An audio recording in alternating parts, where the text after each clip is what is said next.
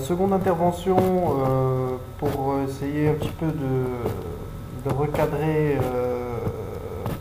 encore une fois tout ce qui est texte, tout ce qui est idées qui ont été évoquées notamment par nos idéologues français, encore une fois que je suis intimement et pour lesquels j'ai dédié cette série d'interventions. Je voulais rebondir sur la question du capitalisme. Aujourd'hui, la plupart des idéologues, je pense, c'est pas une idée qui est exprimée, mais en tout état de cause, certains idéologues, encore une fois, M. Soral et M. Mbalambala, qui ont clairement expliqué, qui ont clairement exposé leur point de vue par rapport à ça. Et il est aujourd'hui admis, de leur point de vue, que le capitalisme, pour faire court, a été inventé par les Juifs. Veuillez m'excuser, je vais peut-être me montrer un peu brutal sur ce coup-là, mais je suis désolé, vous dites n'importe quoi. Pourquoi? Parce que si on réfléchit un petit peu en détail à la notion de capitalisme, on se rendra compte que le capitalisme découle naturellement des interactions entre les individus et que peut-être que les Juifs ont fait en sorte de créer une version beaucoup plus complexe, beaucoup plus subtile du capitalisme, mais ils n'ont en aucun cas créé le capitalisme. Pour comprendre le capitalisme, il faut comprendre déjà, encore une fois, je l'ai déjà évoqué dans la première intervention, la théorie de l'évolution de Charles Darwin. C'est dans la théorie de l'évolution de Charles Darwin que M. Darwin, en l'occurrence, a clairement formulé le concept de compétition entre les individus et entre les espèces pour la ressource et pour la reproduction. Cette compétition existe aujourd'hui également dans le capitalisme moderne. Et je n'ai pas peur en disant que le capitalisme n'est que l'extension, encore une fois, de la théorie de l'évolution selon Charles Darwin. La propriété individuelle, qui est un peu le pivot central du capitalisme, est une notion qui découle logiquement du travail. Parce qu'à la base, quand il n'y avait ni capitaux, ni échanges, ni rien, et que les communautés humaines étaient isolées les unes par rapport aux autres, celles-ci étaient obligées de fournir un travail pour pouvoir mettre à leur disposition une ressource. Et c'est un petit peu en mesurant l'effort fourni pour pouvoir accaparer la ressource que implicitement on donne de la valeur à la ressource. C'est bien pour ça qu'une ressource X n'a pas la même valeur qu'une ressource Y. Des bédouins dans le désert considéreront que le lait de chamelle ne coûte 3 fois rien. Pourquoi? Parce qu'il est à leur disposition et qu'il n'aurait pas nécessaire de fournir un effort pour pouvoir disposer de ce lait de chamelle. Par contre, l'eau a beaucoup plus de valeur parce que pour trouver de l'eau dans le désert, il faut se lever tôt. A l'inverse, dans les forêts du Canada, l'eau qui est abondante n'a pas réellement de la valeur. Par contre, du lait de chamelle, encore une fois, il faut se lever tôt pour en trouver. Donc, il est clair qu'il y a une corrélation directe entre l'effort fourni pour avoir à disposition une ressource et l'abondance de cette ressource. Ces deux aspects donnent leur valeur à la ressource. Bien sûr, lorsqu'on fournit un effort pour acquérir une ressource, donc plus la ressource est rare, plus l'effort à fournir est intense pour pouvoir l'acquérir, va donner cette valeur à la ressource, et l'individu ayant fourni son travail, ayant donné de son temps et de son énergie pour acquérir cette ressource, aura du mal à accepter naturellement l'idée de concéder cette ressource à une tierce partie sans contribution. Et c'est à partir de ce moment-là que naît automatiquement dans le subconscient de l'être humain la notion de capital et la notion de propriété individuelle. Encore une fois, si l'on se base sur l'égoïsme naturel de l'individu et sur son instinct de conservation, il va naître automatiquement, la compétition va naître automatiquement entre les individus investissant un même territoire pour pouvoir accéder à une même ressource. Parce que là, on est en plein dans le conflit d'intérêts. Donc, c'est quelques éléments que je viens de présenter actuellement et qui remontent aux origines du capitalisme et aux origines de l'échange. Parce que le capitalisme, c'est d'abord l'échange. On parle de capitalisme, on dit que le capitalisme c'est le capital, on parle des banques, on parle des taux d'intérêt. Mais moi je vous renvoie à l'aube de l'humanité. Je vous renvoie à une époque où il n'existait ni banque, ni taux d'intérêt, ni rien du tout. Et pourtant le capitalisme était omniprésent.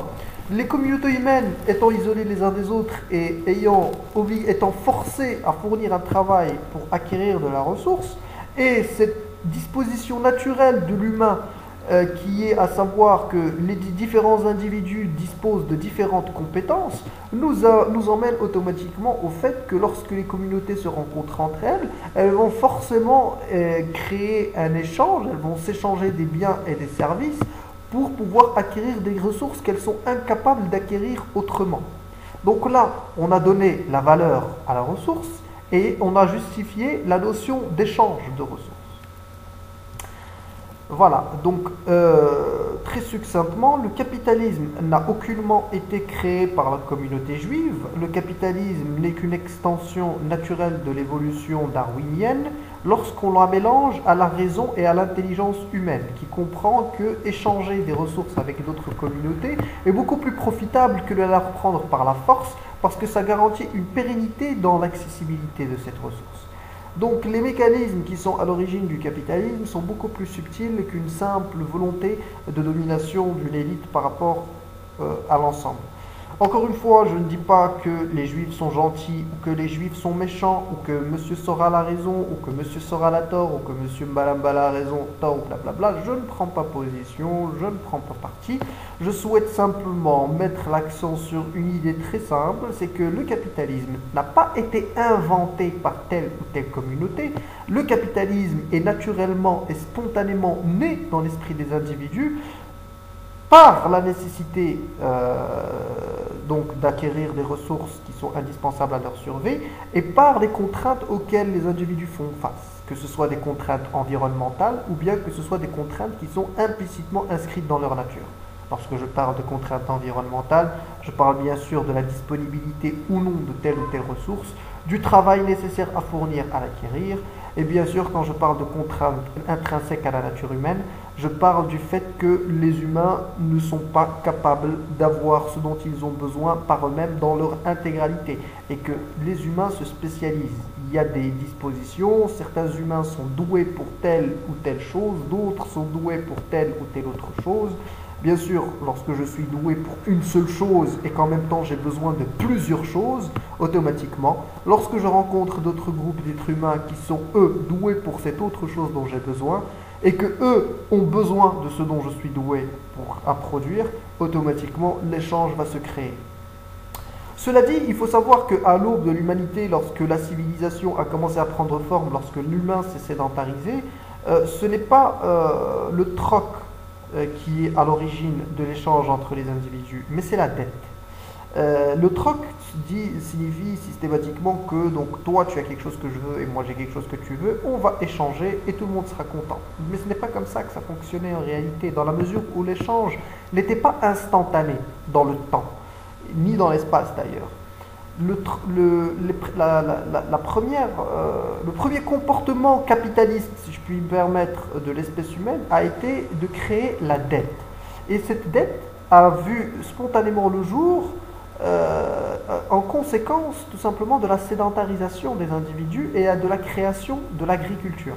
Tout le monde sait aujourd'hui que les principales espèces végétales qui sont cultivées par les sociétés pour pouvoir se nourrir ne mûrissent pas à la même période dans l'année. Donc aujourd'hui, je suis X, je produis des choux qui ne sont matures par exemple qu'entre janvier et juin, et Y produit des fraises qui ne sont matures qu'entre août et octobre par exemple. X a besoin de choux, donc je vais donner à X des choux et X va me donner sa parole qui va me rembourser en fraises donc lorsque les fraises seront mûres. Et là, la dette naît et spontanément, la dette étant née, il y a également donc le formalisme de cette dette, parce qu'à la base la dette était orale, les gens se contentaient de garder en mémoire qu'ils devaient telle ou telle chose à telle ou telle personne, et au bout d'un certain temps c'est devenu impossible de gérer ça de mémoire. L'écriture est née un peu pour formaliser cette notion de dette. Donc là je viens simplement d'aborder tout un tas de phénoménologies qui sont venues jalonner l'évolution de l'espèce. J'ai parlé du capitalisme qui est l'extension naturelle donc de l'évolution darwinienne. Automatiquement ça m'a amené à parler de la dette, automatiquement ça m'a amené à parler de l'agriculture et automatiquement ça m'a amené à parler de l'écriture. Donc on voit que tout ceci s'inscrit dans un continuum. Et donc l'objet de cette vidéo, je vais terminer par là pour un petit peu essayer de vous le rappeler. Le capitalisme n'a pas été créé par les humains. Le capitalisme, c'est l'extension naturelle de l'évolution darwinienne. Et tout un tas d'éléments autour de nous relevant du capitalisme sont là pour le prouver. La compétition entre les entreprises et entre les individus, la naissance et la mort des entreprises, donc la sélection naturelle, si je puis me permettre, au sein des entreprises. L'échange qui existe également dans la nature et que Darwin a clairement formalisé. Pourquoi est-ce que vous allez me demander là pourquoi est-ce que Darwin, oui, Darwin. À chaque fois qu'on va parler de l'espèce humaine, on va parler de l'animalité, on va parler de l'animal, du genre animal, de la grande famille Animalia.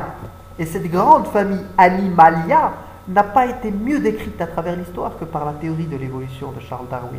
Donc si vous voulez m'entendre parler d'autre chose que de Charles Darwin, il va falloir que j'aborde des sujets qui n'ont strictement rien à voir avec la sociologie et la psychologie. Parce que tout nous ramène à l'évolution lorsqu'on parle des êtres vivants. Si vous avez des questions, des interventions, ce genre de choses, moi je vous invite vivement à les mettre en commentaire. Peut-être que vous n'avez pas compris quelque chose, peut-être que vous n'êtes pas d'accord avec certaines de mes idées. Écoutez, moi ça me ferait vraiment plaisir que vous les exposiez. Cela dit, je n'accepte que les idées qui sont fondées sur un raisonnement logico-déductif et tautologique. N'essayez pas, parce que moi j'ai horreur de ça, n'essayez pas de me prendre par l'émotionnel. N'essayez pas de m'insulter en me disant espèce de fils de bip, ou bien je sais pas quoi, ou bien tu n'as rien compris. Ça, c'est des accusations, c'est des jugements. Je n'aime pas perdre mon temps avec ça. Si vous avez des contre-arguments, pourvu qu'ils soient rationnels et basés sur des fondements logiques, je suis tout oui et je suis d'accord pour les accepter. Voilà. Bah écoutez, salut.